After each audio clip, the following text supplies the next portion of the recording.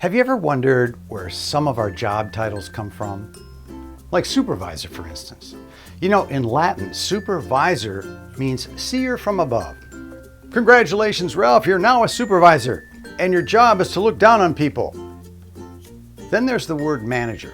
To manage is to control or maneuver, sort of like herding sheep. Controller, commander, chief. People don't want to be ruled, they want to be led. And if you ignore that fact, you'll be doing it at your own peril.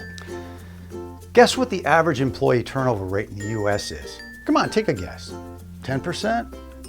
20%? Keep going. 30%? Try 40%. That's right. 4 out of every 10 of your employees could leave this year. Just 10 years ago, that number was 23%. Now, we all know that there are a lot of reasons for this. One of the most obvious is the bad boss. You have no brain. But what about the effects that a poor communicator can have on people? You know, someone who gives poor direction, doesn't listen, fails at motivating people. I will need to go through all the projected earnings for each quarter based on statistical forecasting.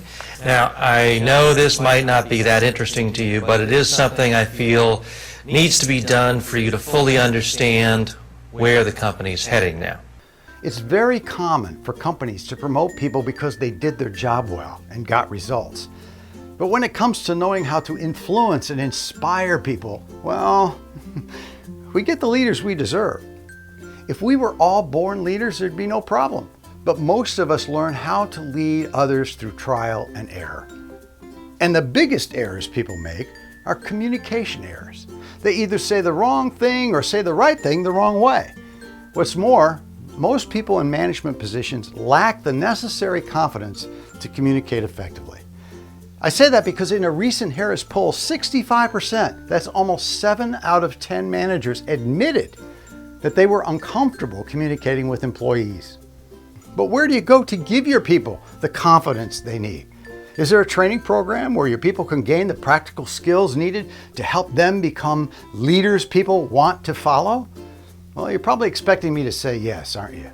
And you're right, because there is. It so happens to be the same training program that progressive companies like Microsoft, Coca-Cola, IBM, SAP, Boeing, and many, many others are getting the help they need. We call it storytelling for leaders. Yep, I said storytelling. But you need to know that I'm not talking about this kind of storytelling. Instead, what we teach are specialized communication methods that have been born out of the art and science of story structure. Nobody has to tell you that stories engage people, they persuade people.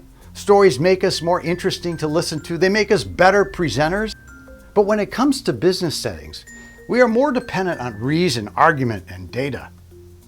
But data doesn't motivate anybody. It's the person presenting that data that does. Storytelling for leaders is now being taught in 18 different countries and in 8 different languages by fully accredited and experienced trainers. Title your people however you want. Call them supervisors, managers, controllers, whatever, but give them the chance to do more with that title. They'll certainly be happier and more confident leaders, and their people will stay longer. Take the first step by going to the link at the end of this video to get more information, and then let us show you how we can help transform your management team.